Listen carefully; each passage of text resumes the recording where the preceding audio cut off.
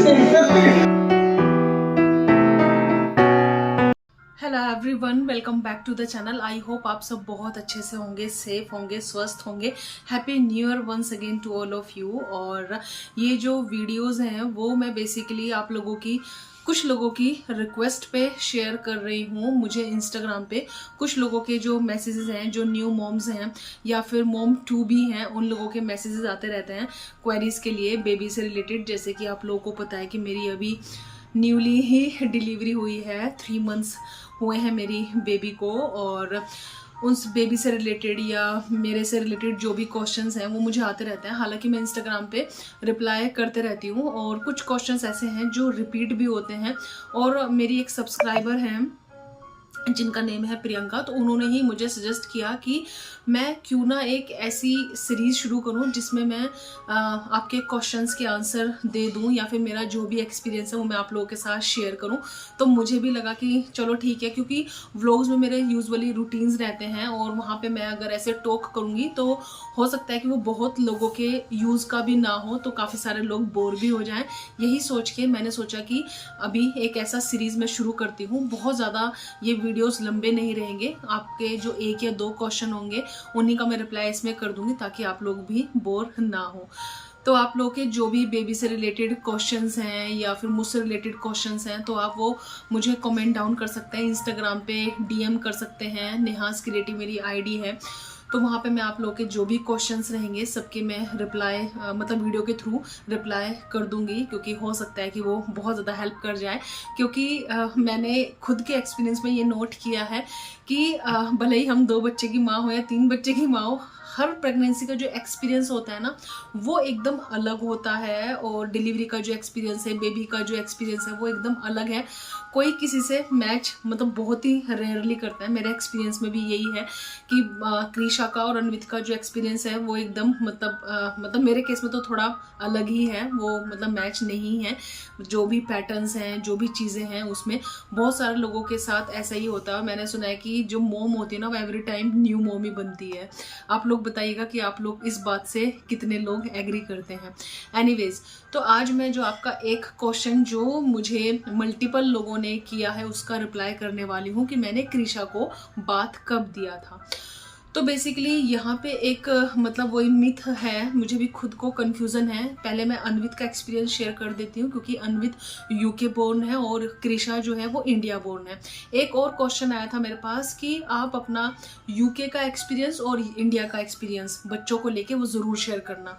तो मुझे लगा कि चलो दैट मेक सेंस, वो भी मेरा हो जाएगा। जितना मुझे अन्वित के टाइम का याद रहेगा वो सब मैं शेयर करूँगी। मैं अपना एक्सपीरियंस शेयर करूँगी आपके साथ। मैं कोई मेडिकल प्रैक्टिशनर नहीं हूँ, ये मैं आपको बता देती हूँ। अगर मैं आपको कोई भी एडवाइस दूँ या फिर अपना एक्सपीरियंस शेयर करूँ तो आप अपने किसी भी मेडिकल प्रैक्टिशनर से ज़रूर एडवाइस कीजिएगा।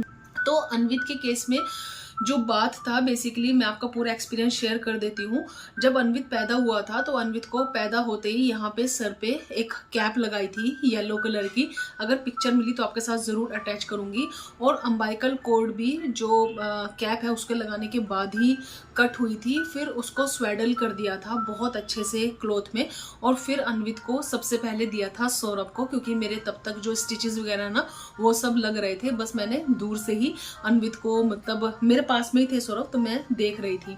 और नेक्स्ट डे रात में मेरा जो केस था वो काफ़ी कॉम्प्लिकेटेड हो गया था। वो आप लोगों ने बहुत सारी मेरी स्टोरी सुनी होंगी। फिर नेक्स्ट डे मैं तो मतलब आईसीयू में ही थी वहाँ पे।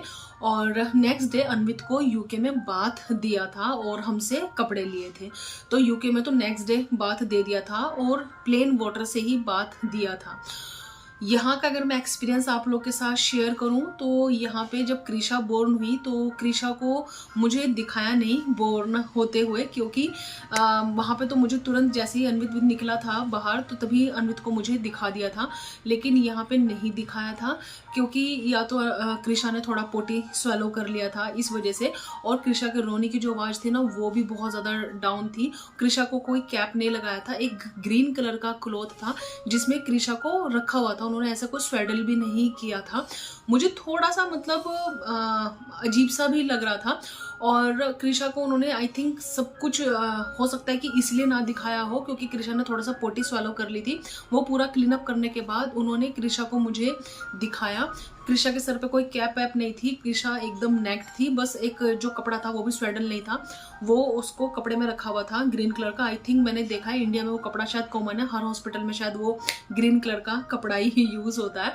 फिर उसके बाद उन्होंने कृषा के साथ मेरा, जब मैं रिकवरी रूम में चले गई तब कृषा को थोड़ी देर के लिए उन्होंने मुझे स्किन टू स्किन टच दिया और उन्होंने बोला कि आप अपना जो फीड है वो कृषा से लैच करवाओ। हालांकि मुझे फीड आ नहीं रहा था, लेकिन उन्होंने फिर भी बोला कि आप थोड़ा देर उसको स्किन टू स्किन टच दो। कृषा को मैंने थोड़ी देर स्किन टू स्किन टच दिया और उसके बाद फिर वो कृषा को बाहर लेके चले गए।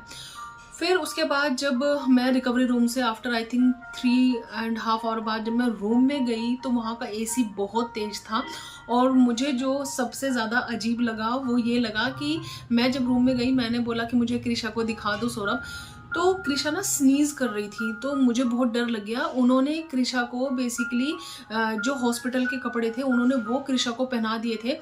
कृषा को उन्होंने बहुत पतला सा एक कॉटन का बहुत पतला, ये देखो ये मसलिन है ना, ये इस टाइप का जो कपड़ा है ना हाफ स्लीव्स का वो पहनाया, सर पे कैप लगाई, मिटन लगा दी सेम उसके ही मटेरियल के और पैर में ये पहना दिया और ऊपर से बस ब्लैंकेट।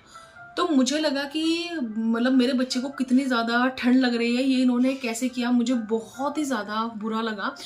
फिर उसके बाद कृषा को मतलब मैंने ही बोला मम्मी को कि इसको आप रैप मतलब कर दो, क्योंकि मैं कपड़े लेके गई थी।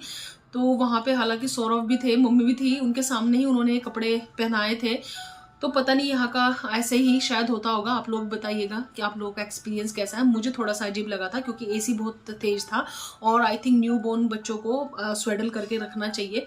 मेरे दोनों एक्सपीरियंस ऐसे हैं। फिर नेक्स्ट डे कृषा को स्पंज किया था उन्होंने और उन्होंने मुझे बोला था कि जब तक अम्बाइकल कॉर्ड गिर ना जाए तब तक आप इसका स्पंज ही करिएगा।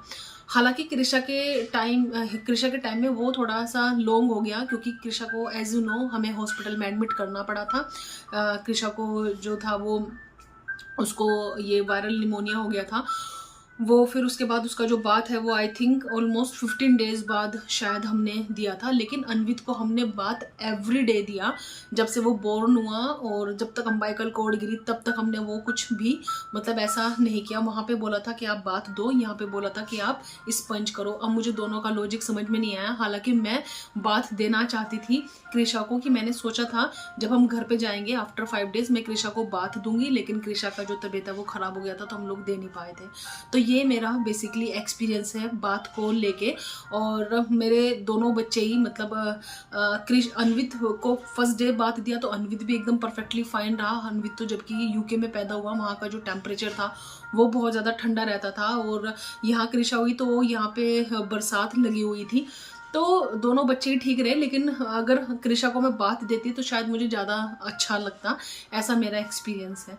तो ये मैंने सोचा कि आप लोगों के साथ में शेयर कर देती हूँ और आप लोग बताइएगा आपने ये आपको मेरी जो सीरीज़ है वो अगर आपको थोड़ा भी पसंद आया, अगर आपको नहीं पसंद आया तो भी बता दीजिएगा, तो मैं फिर शेयर नहीं करूँगी। लेकिन जिन लोगों की रिक्वेस्ट है उन लोगों के लिए मैं शेयर कर रही हूँ। इंस्टाग्राम पे फॉलो नहीं करते तो इंस्टाग्राम पे आप फॉलो कर लीजिएगा, सब्सक्राइब कर लीजिएगा और जल्दी मिलेंगे आप लोगों से आपके न्यू क्वेश्चंस के साथ। तब तक आप रखिएगा अपना बहुत सारा ख्याल। Bye bye, take care, bye bye.